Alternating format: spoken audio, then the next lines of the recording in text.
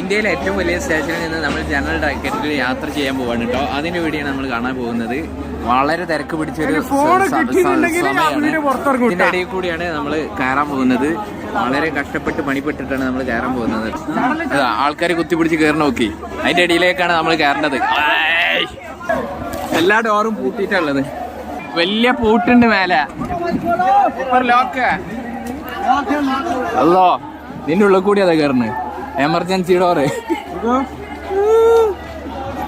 ഇതിലായിട്ട് നമ്മൾ കയറാനുള്ളത്. ഇതൊക്കെ ലോക്കാണ്.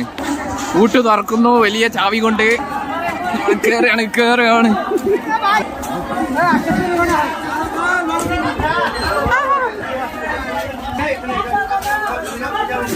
जल्दी सीटी